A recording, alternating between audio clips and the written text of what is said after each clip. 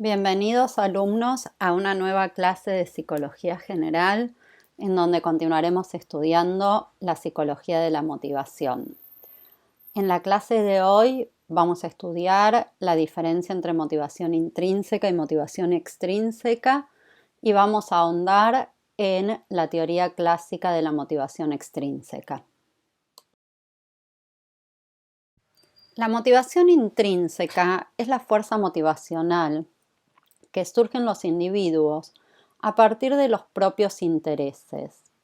La motivación intrínseca va a consistir en realizar una actividad motivada por el simple hecho de la satisfacción que produce la realización de dicha actividad. A través de la motivación intrínseca vamos a poner a prueba nuestras capacidades, vamos a desplegar nuestra capacidad de desarrollo y asumir así progresivamente nuevos desafíos. El ejemplo clásico de la motivación intrínseca es realizar una actividad como un hobby en donde la satisfacción de la acción está en la realización de la acción misma. Por ejemplo, si una persona disfruta de correr, el hecho de correr va a estar motivado intrínsecamente. Asimismo, leer una novela porque disfrutamos de la literatura o mirar una serie porque nos interesa y nos entretiene mirar determinada ficción durante un tiempo. Por su parte, la motivación extrínseca va a consistir en la fuerza para realizar una acción en función de las consecuencias que esa acción puede producir en nuestras vidas. En la motivación extrínseca no realizamos la actividad por el placer que nos da realizar la actividad en sí misma, sino que realizamos la actividad para conseguir algún premio, algún refuerzo o para evitar algún castigo. En la motivación extrínseca, la fuerza motivacional se origina a partir del ambiente y la conducta que realizamos va a ser un medio para llegar a ese fin, que va a ser lograr una consecuencia positiva o evitar una consecuencia negativa. Un ejemplo clásico de motivación extrínseca sería el caso de un niño que toma una sopa o come alguna comida que no le gusta tanto porque después le prometen que va a haber un postre que es algo que es de su agrado, que es algo que desea.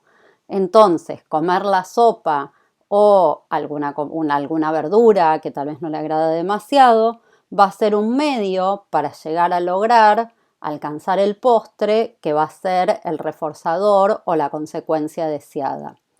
Entonces, en la motivación extrínseca, todas las conductas realizadas se orientan hacia un fin y las conductas van a ser el medio para lograr ese fin que va a ser el objetivo de dicha conducta. De modo sintético y para consolidar el recuerdo, podemos decir que la motivación intrínseca se focaliza en realizar la actividad en sí misma y el fin de la conducta va a ser la propia satisfacción que da la realización de dicha actividad. Por su parte, en la motivación extrínseca, el fin va a estar regulado externamente.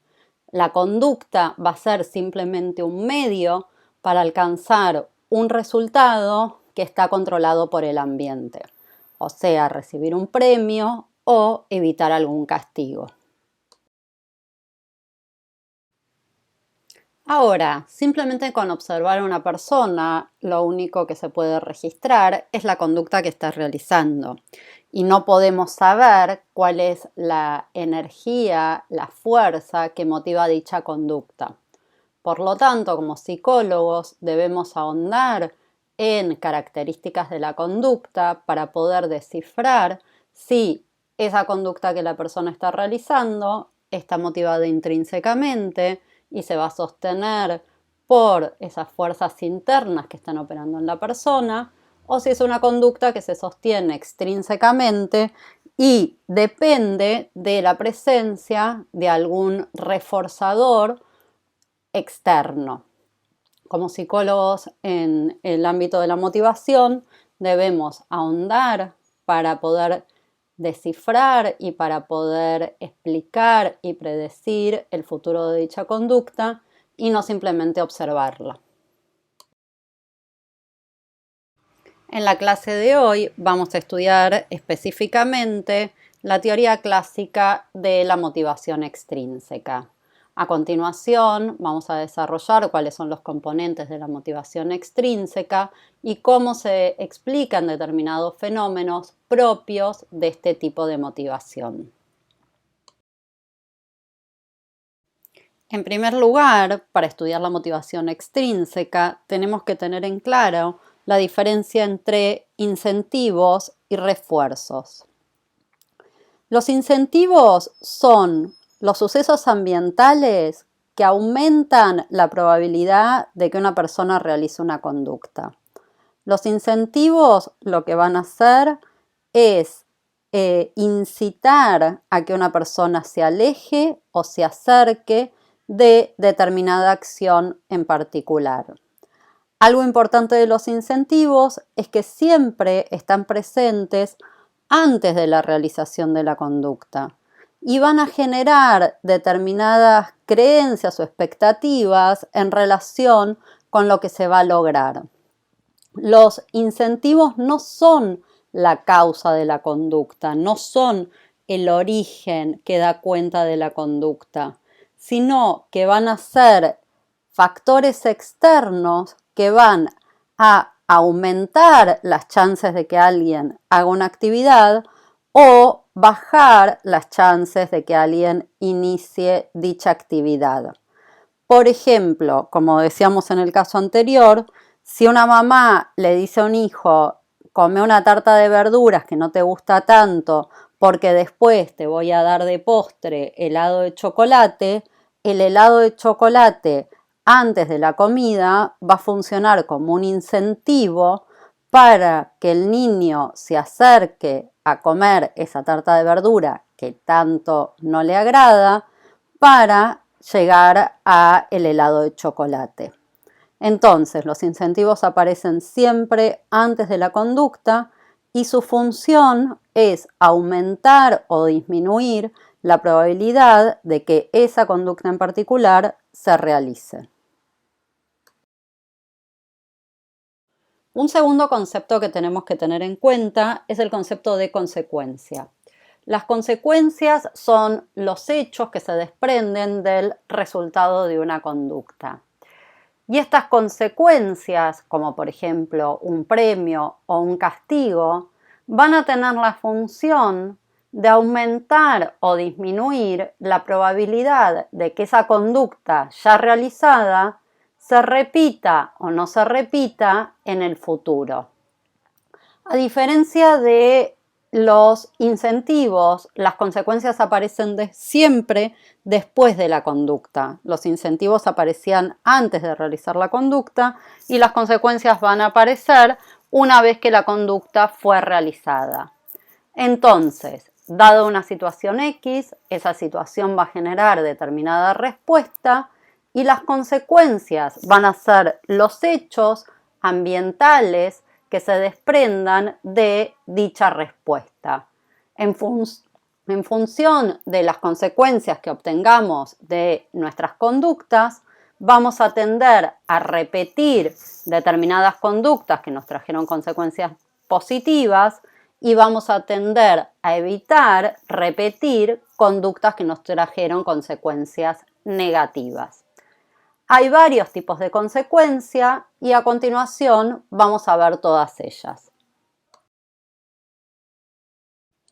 A continuación vamos a ver 4 tipos de consecuencias. Estas consecuencias van a ser el reforzador positivo, el reforzador negativo, el castigo y la extinción. Cada tipo de consecuencia va a tener un efecto distinto sobre la conducta y vamos a plantear uno por uno a continuación. En primer lugar, el reforzador positivo. El reforzador positivo es cualquier consecuencia que aumente la probabilidad de que la conducta realizada se repita en el futuro. Reforzadores positivos van a ser premios monetarios, elogios, el resultado de un examen, cualquier conducta que marque la aprobación de los otros. Entonces, si realizamos una conducta que nos trae como consecuencia un efecto positivo, por ejemplo, un aumento de sueldo en el trabajo o un bono en función del desempeño o una buena nota al rendir un examen, lo que se espera es que la conducta que llevó a la obtención de dicha consecuencia sea más probable que se repita en el futuro. Los reforzadores negativos son las consecuencias que aumentan la probabilidad de realizar una conducta que los evite. En los reforzadores positivos lo que buscamos es acercarnos a la consecuencia que trae el reforzador. En los reforzadores negativos lo que buscamos es alejarnos de la consecuencia que trae el reforzador.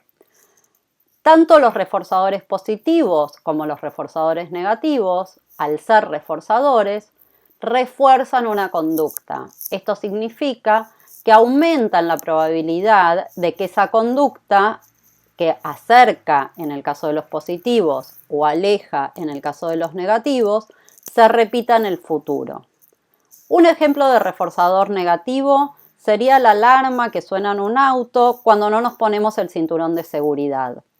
Entonces, realizar la conducta de colocarnos el cinturón de seguridad cuando nos subimos al auto va a ser la conducta que evite que suene la alarma. Al colocarnos el cinturón de seguridad, evitamos un estímulo irritante y desagradable, como es escuchar una alarma que va sonando cada vez más fuerte.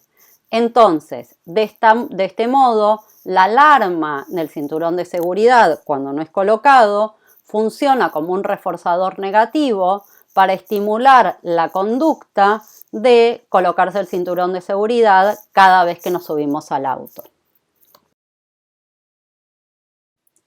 Por su parte, los castigos son consecuencias que disminuyen la probabilidad de repetición de la conducta en el futuro.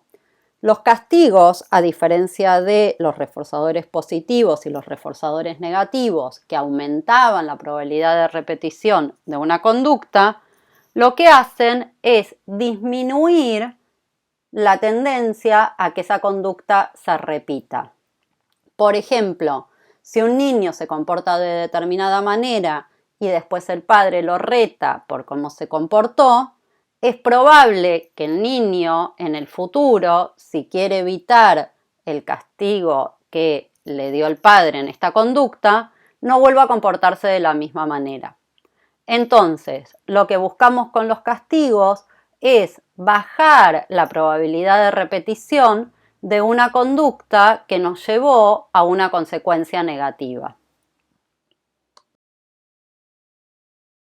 Algo importante es entender la diferencia entre reforzador negativo y castigo. La misma consecuencia puede entenderse tanto como reforzador negativo o como castigo. Volvamos al ejemplo de la alarma que suena cuando no nos ponemos el cinturón de seguridad. Desde el punto de vista del sujeto, la alarma que va a sonar si no se pone el cinturón de seguridad va a funcionar como un reforzador negativo, porque lo que está haciendo es alentando la conducta de colocarse el cinturón de seguridad. Entonces, a donde nos lleva el reforzador negativo es hacer algo. Por su parte, si la alarma suena y molesta a la persona, desde la perspectiva externa, esa alarma está funcionando como un castigo. ¿Para qué funciona el castigo? Para que en el futuro la persona no vuelva a repetir esa conducta que lo llevó a ese castigo. Entonces, desde la perspectiva del castigo, lo que estamos marcando es que una conducta esperamos que no vuelva a realizarse. Otra de las consecuencias que desalienta la realización de una conducta, esto es, que baja la probabilidad de repetición de una conducta, es la extinción. Cuando nos referimos a extinción, estamos haciendo referencia a el retiro de un reforzador positivo.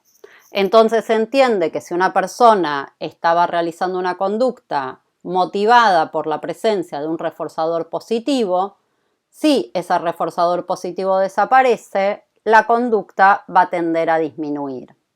Acá tenemos algunos ejemplos de extinción. Por ejemplo, quitarle el registro de conducir a una persona si esa persona manejó bajo los efectos del alcohol. Entonces, al quitarle el registro de conducir, lo que estamos haciendo es tratando de que la persona en el futuro no repita la conducta de manejar bajo la conducta del alcohol para evitar una extinción futura. Otro ejemplo sería prohibirle a un niño usar durante determinado tiempo la Play o mirar televisión para así evitar que en el futuro repita determinada conducta que es una conducta no deseada. Un efecto que vamos a estudiar a continuación es el costo oculto de la recompensa o el efecto socavador de la recompensa.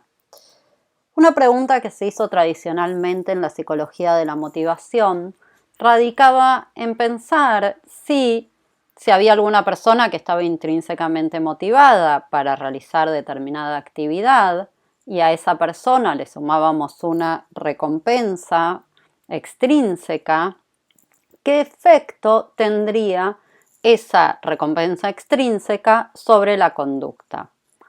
Algo que se piensa desde el sentido común es que si alguien está motivado intrínsecamente por hacer algo y además recibe algún refuerzo externo, la motivación se va a duplicar. Pero un efecto que se halló a lo largo de los años y que es consistente en múltiples experimentos es lo que se llama el costo oculto de la recompensa. Si una persona está motivada intrínsecamente para realizar una actividad, presentarle una recompensa externa lo que va a hacer es disminuir la autodeterminación y la sensación de control que siente una persona intrínsecamente motivada para llevar el control de la situación a un locus externo, a aquel que va a administrar si me da o no me da determinada recompensa. Entonces, en los casos en que no hay ningún nivel de motivación intrínseca, la recompensa puede funcionar para aumentar los niveles de motivación extrínseca y que la persona realice determinada conducta. Ahora, en términos generales, cuando una persona está intrínsecamente motivada, presentar una recompensa lo que va a hacer es minar o debilitar los niveles de motivación intrínseca que esa persona tenía hasta el momento de la aparición de la recompensa. La explicación de esto es que la recompensa lo que hace es hacer sentir a la persona controlada por un factor externo y mermar esa autodeterminación que tenía la persona al elegir realizar intrínsecamente determinada conducta. Un ejemplo clásico es la serie de experimentos de Lepper de los años 70.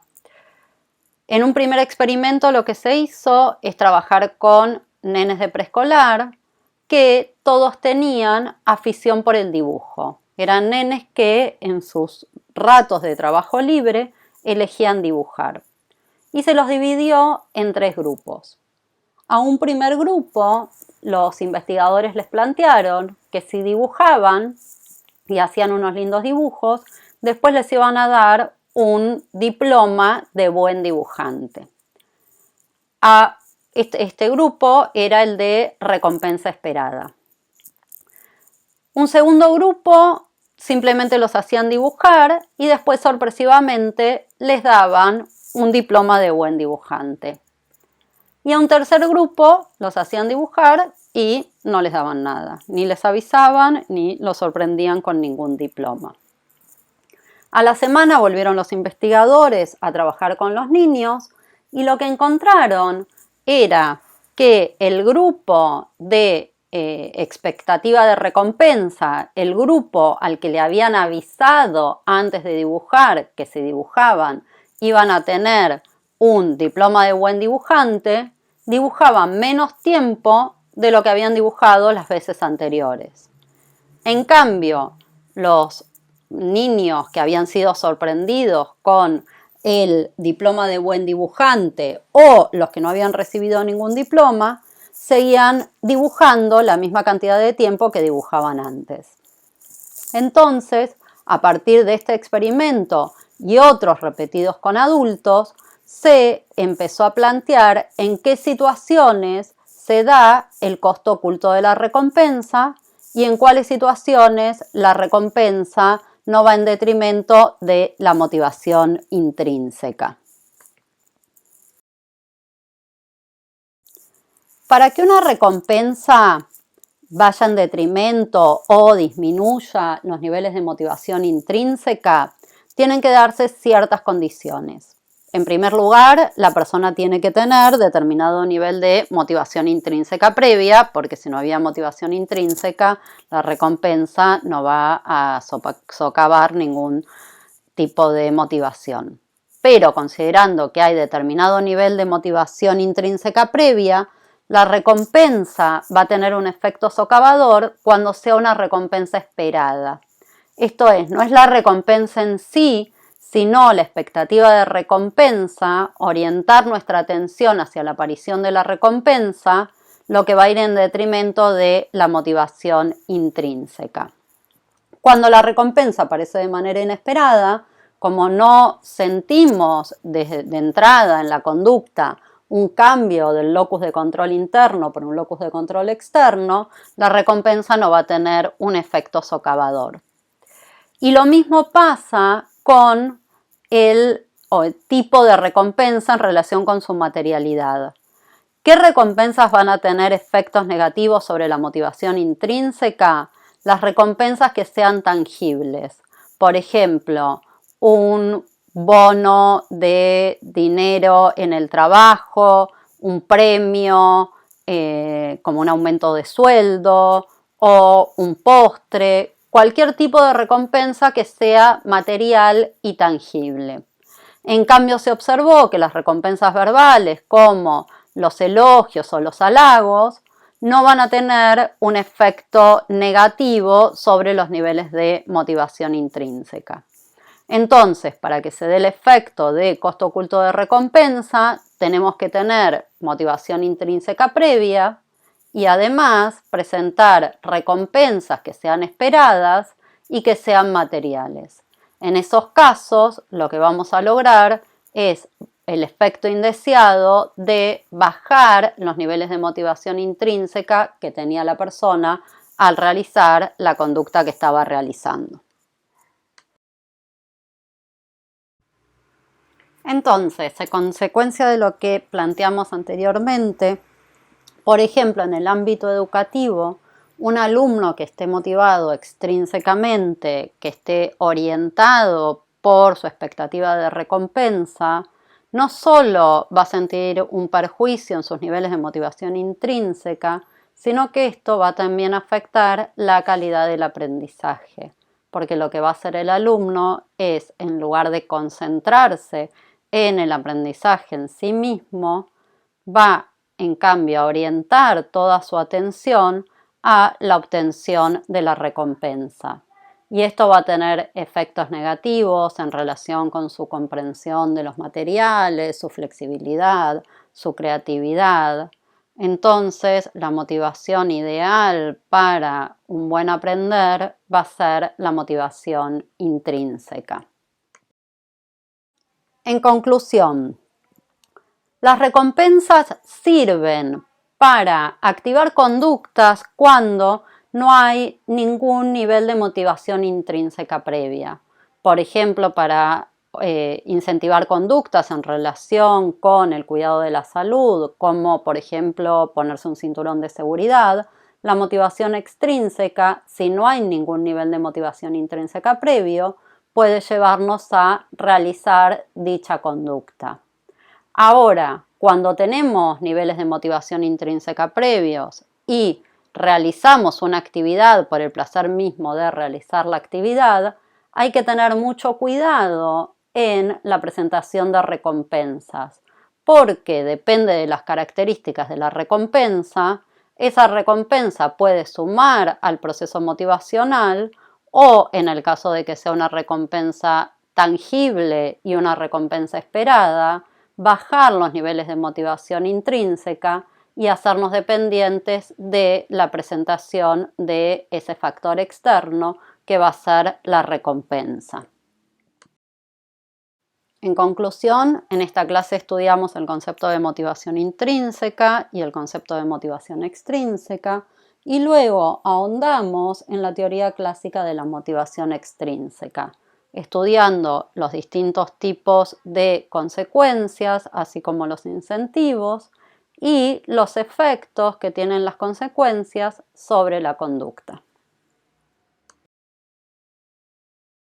La bibliografía para la presente clase es el capítulo 5 del libro Motivación y Emoción de Reeve.